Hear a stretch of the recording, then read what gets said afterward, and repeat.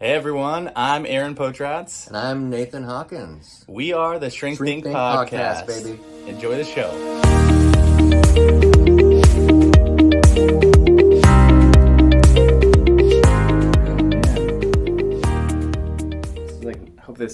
I'll have to get myself up for this. I'm tired. You're just a dud. Yeah. Last night I was like, I just don't even want to be here. I just want to be laying in bed.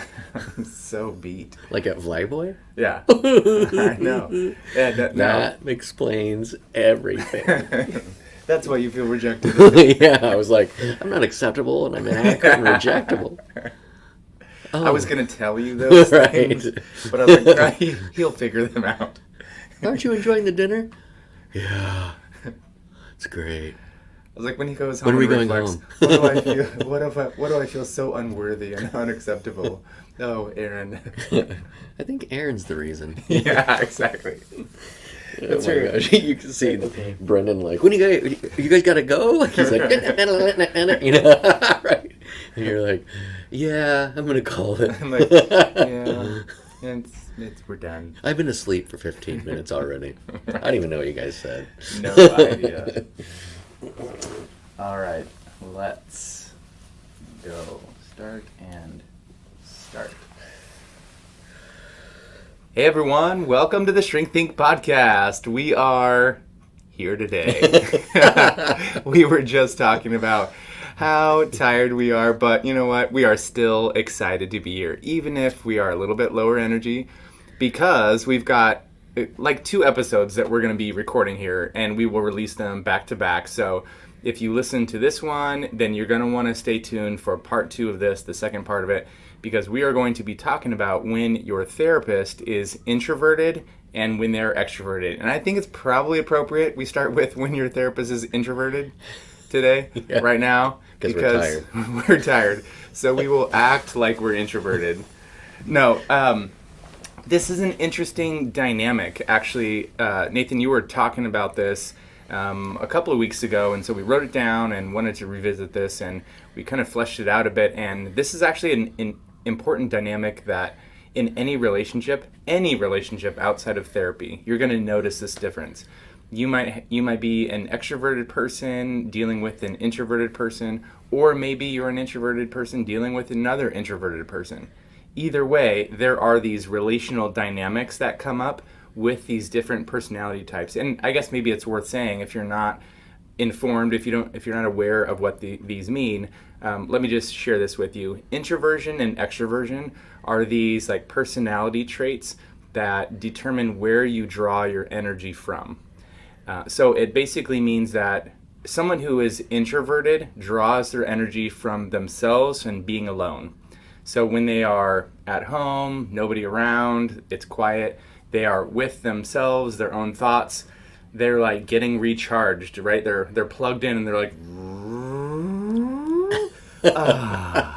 oh my. And they're ready to go back out into the world and engage people who then drain them, typically. They can enjoy people for sure, right? It's not a matter of I like people and I don't like people. It's a matter of it takes a lot of energy out of me to be around people, versus when you have someone who is extroverted, which we'll talk about in the next episode. Someone who is extroverted draws energy or gets more energy from being around people. So this might be, I'll just say I'm an extrovert typically, which it's funny, we were talking about this before we started recording for this episode. So if you're on YouTube, if you did not get onto YouTube, check it out because we were talking about this. But we go out for dinner and drinks at the end of our week, and we talk about our podcast and work stuff, Nathan and I do. And I just was beat. I was dead. And I felt like an quote-unquote introvert, right? Because normally being in that environment around people draws me out. I become alive and I have a good time. But man, last night I was just, nope, I don't want to be around anybody. I don't want to see another human being. And that's kind of like what introversion is like. And extroversion, on the other hand, it would be like you could be tired, but then you're around maybe a group of people, or maybe someone who just you really enjoy. You know, Nathan's one of those guys. It's like we just always have a good time, and so it's really easy to be like, "Yo, what's up?" You know, and then we start laughing, and then all of a sudden I have all this energy, and my whole like evening has turned around from being tired to being excited and up or whatever. So there's a difference there in those personality dynamics that we want to talk about as they play out in the therapy room. Yeah, this is why I've had to limit my caffeine consumption, because I get in here and I'm like get excited for the podcast. I get excited talking to you, and then so you probably can tell. Yeah. So I'm on less caffeine than normal today, and you're welcome. Your ears will be able to keep up. So you will be coherent. Yeah. So this is an interesting thing, right? Because one of the things that we know as the podcasters is that universities actually will use our episodes for different things or whatever. And apparently I've also learned that graduate level interns are allowed to count if they're listening to our episodes as hours, of course, of training. Of course, right? They should. Yeah, makes sense. Because boom shakalaka, right? But we are bridging the gap between therapists and clients, right? That's the whole point. In thinking about that, I started thinking about, because one of my clients was talking about introversion and extroversion. We got in a conversation, and then I was like, when you have a therapist that's one of those, this will affect, like, this is a dynamic that goes both ways, right? Because the therapist is providing a service, and how that service gets provided through the lens of introversion or extroversion is definitely different. So one of the things that that's happened over the course of my years of doing this, I will get, and this has happened with Aaron too, I'll get clients that'll come in and they'll indicate that they went to previous therapy or whatever, and I'll ask about referral, and they'll be like, well, my friend sees you and they told me that you talk. I'm like, well, like, what do you mean? Well, my last therapist, like, honestly, like, would sit there, and it got really uncomfortable. Like, they won't say anything, and if they do, they just say something like, how do you feel? They like ask a question and then let it go. Right. And so I really think, I first of all, I don't think an extrovert could actually do that, could just sit there, but there are issues on the other side with extroversion where the therapist might not give the space that the person needs to process, right? So I'm not trying to pick on introverted therapists, is my point. But in focusing on that today is learning how, like, kind of exposing and processing how we should maybe interact, things that might come up. So that's kind of where we're going here, is where do we go with it, right? So for starters, let's just talk about some of the maybe more natural style that an introverted person who is a therapist might bring to the dynamic. I would say, and again, this is general, right? Like, there are lots of different stylistic differences, and like, for example, there are introverts who can be very talkative. There are introverts who can be extroverted introverts when they get around some people. So generally speaking, and we just kind of want to highlight this so that you have an idea of what this might look like if this relates to your situation. Even if it's a little bit different, you have some category, some definition to it so that you can do something about it.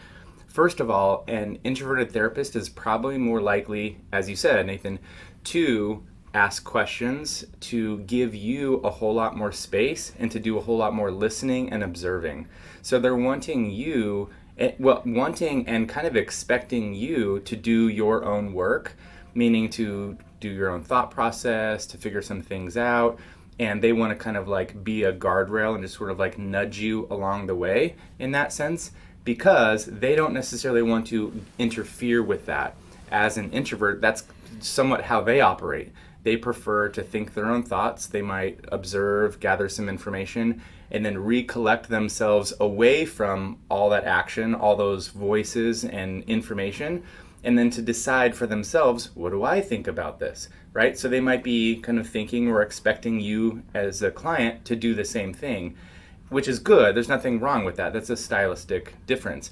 But what that might mean is they might more naturally leave a whole lot more space for you, leave a whole lot more quiet, not direct you or be as assertive or direct, maybe not give you advice, those kinds of things. Yeah, the idea there is like in our training process as therapists, it's really harped on to like make sure that the client drives the boat. The client is asking you for help, so kind of shut up, in a way of like what you need to understand where they're coming from, type of a thing. This is not all about you, young therapist person. So that's kind of in the air, and that introversion kind of naturally clings to that because it feels like, yeah, that makes total sense. These people need to have safety and they need to communicate. Even if a client is saying like, oh, here's my situation, what do I do about it, what do I do, because that'll happen, especially for younger therapists, like you're saying. You and I, Nathan, as supervisors, will get this all the time with our newer therapists, right? They are sitting with a client and the client presents the issue and they're like, what do I do about this? And the therapist, introverted or extroverted, feels the pressure to quote unquote perform or to answer, to have a solution, and they might more naturally feel like they need to tell you what to do, give you an answer or advice. But I think what you're saying is introverted therapists might more naturally not do that. They might still feel the pressure because of the position they're in as a therapist, but personality-wise, they're more likely to probably say, that's an interesting question, what have you thought about that? Or, yeah, that's a tough situation. What have you tried? What do you feel like you need from that? They might more naturally turn that back onto the client in the form of a question, then leave it for them to figure out. And honestly, a lot of times that would be a great thing to do. I think what would not be for you to challenge you introverted therapists out there is to say nothing. Because there is space where I can think of interactions in the past where some folks that are more introverted just don't say anything to that. They just sit there. And then typically the client at that point will say, oh, well, yeah, I know you're not supposed to tell me what to do. And then they might keep going. But the problem is that there's a trust problem that ends up working like a little splinter that you get from a board at that point of like, they don't know. If you actually get them, they don't know if you're understanding them, but they also know that there are some rules that you're probably following. So they might just kind of sit back at that point, and the client actually might pull back a little bit in that scenario. Yeah, and part of the dynamic too that is good for you to understand and be aware of is a client here, a person is in therapy because they have tried things themselves and gotten stuck. And so they need help from someone else to get unstuck or to see what they can't see or to try something different that they maybe had no idea was an option. So if a client is bringing something to you as an introverted therapist and they're wanting, some help, some guidance, some feedback, and you don't give it, you might actually be leaving them in their own stuck process to continue doing the same things that they've always done. Repeating same patterns, thinking the same ways, or thinking about things, or thinking about the same things they've always thought about with no outside perspective. So jumping in, intervening, and giving them some feedback, or giving them some guidance, or giving them something to do, whether it's advice, and we can talk about the difference between like advice. How did we say it? Giving them feedback. Yeah, it is feedback. Interacting. It's interacting, giving feedback, which can be different from giving advice. I really think you should do this, or hey, have you thought about this? Here's something. Have you tried this? It's not necessarily this is the end-all be-all solution, or you need to do this, but it's just another option that somebody could consider. That maybe they don't actually end up doing that, but it opens the door for them to think about something differently, to move in a different direction, and to begin that change process for themselves. So yeah, I'll wade into this a tiny bit. So a good question for you to ask introverted therapist that's imaginary in my mind would be in that moment, is this typically where you get stuck? Is this what it's like for you to be stuck? That's a great question. Because what you're doing is you're highlighting the process. The problem with giving advice is that you skip the process and you are saying immediately, my process, as a therapist, is the right one, is the one that I trust. We've all agreed that your process sucks because you're asking me, Right. and you're in therapy. It's unanimous. And the person's like, yeah, this is where I get stuck. Right. I feel shame. And now the problem is because they don't have a connection to their process and they've just been stuck and now they have been told to do this, is now they need to ask you the rest of the questions for their life, Which creates some dependence, which Right. we don't necessarily want. So the other side of that coin is that when you've explored the process and you find out this is not really a process issue, this is actually a knowledge problem. Like the person does literally not know, right? So then the question is how does that person get the information? Or can we say it's a knowledge issue or an awareness issue? Right. Because it could also be, I don't know what I don't know, but I also can't see what I can't see. I can't see myself in a certain way, and I need to see myself in a different way or see a part of myself that I have not seen before. Right. And this is where I feel so I will just say, backing off a little bit so we don't get too much in the weeds. The idea behind that is advice does foster dependency. However, there are times after you've explored the process that really what it comes up with is like, well, you do need to give some feedback to them. You do need to tell them what you've observed, because it kind of like they can't, like what Aaron's saying, we can't see ourselves. You can't observe yourself. So if you can walk away from the idea of, I'm not giving him advice, I'm just letting them know, like, oh, well, I've observed you make this decision in this situation, and on the outside, it seems like that same process you went through would be applicable now. And they might not understand, like, oh, I don't know how I did that, right? I didn't know that was the same thing. And you can be, well, it's not the same thing, but you could use the same skills, that kind of thing. So yeah, that's a great example. As you're saying that, I'm realizing this is something I do often with people when I get to know them enough, and I've seen some of these patterns that as a therapist, I'm thinking, okay, that's a thinking pattern, or maybe there's a behavior pattern going on, or, oh man, when this thing happens, you always get sucked into that feeling, right? And then you get stuck there. So there's a pattern that I've seen that's really not a good one that we're trying to change, which is why you're in therapy. And so maybe if you're a client, you're describing something and I see this and I'll say, okay, yeah, exactly. And that's usually where I see you get stuck. Or, oh yeah, usually when you have that thought pattern, that's when you blah, blah, blah. Or, oh, so you did that. Like, would you say that that's the same behavior that you used to take or you usually take in all your other relationships or whatever? It's like this awareness statement or feedback, as you're describing it, Nathan, that can help people see, oh, am I thinking the same thing? Oh yeah, is that the same feeling? Oh, is this my pattern, my process?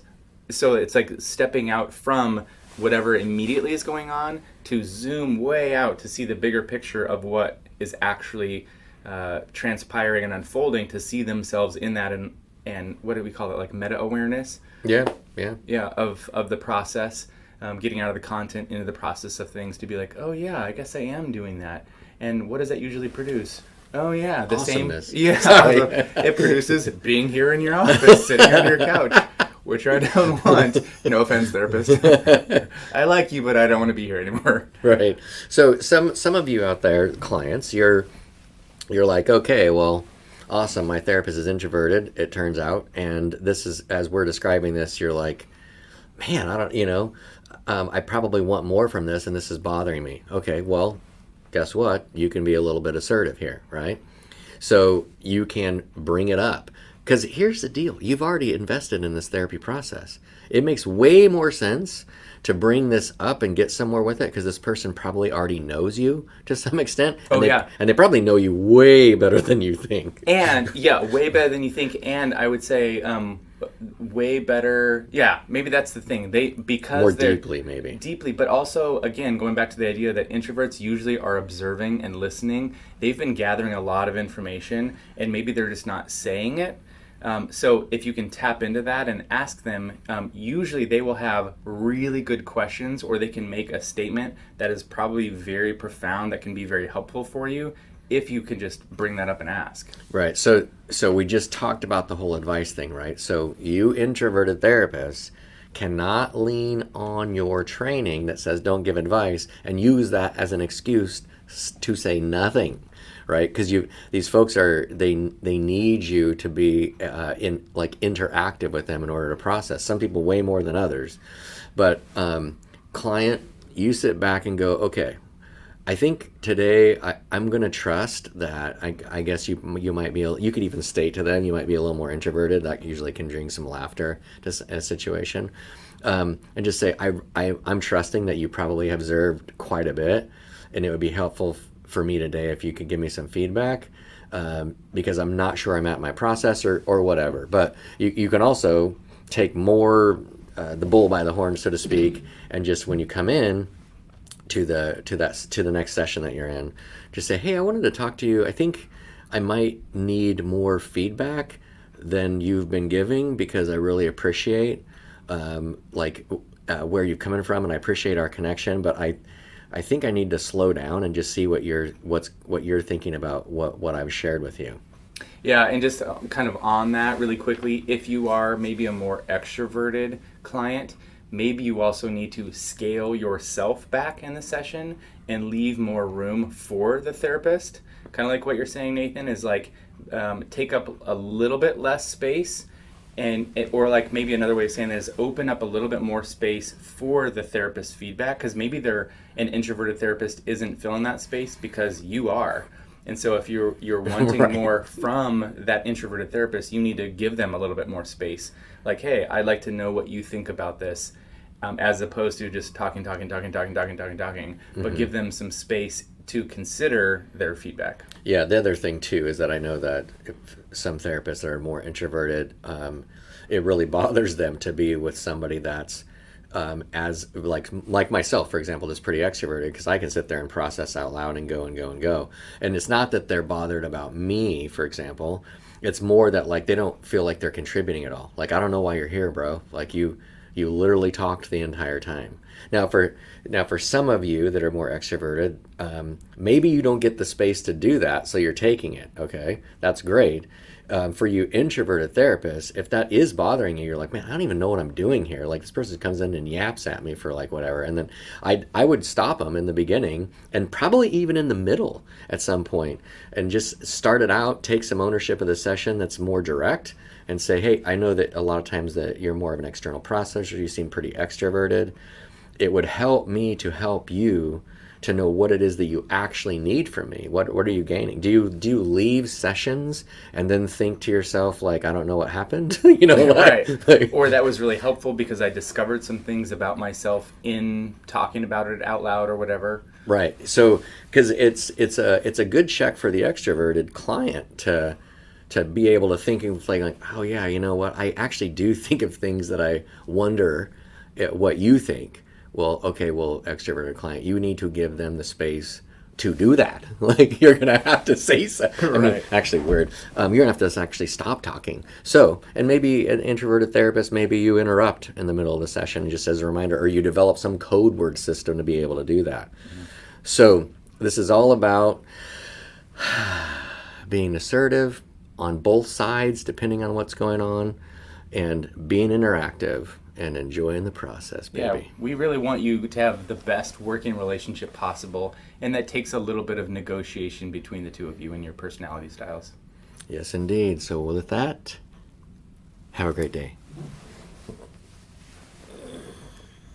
Nice. Oh, good timing, because I was like, and there the coffee hit me. I feel great. I'm like, woo! And it also went all the way down. I gotta go pee.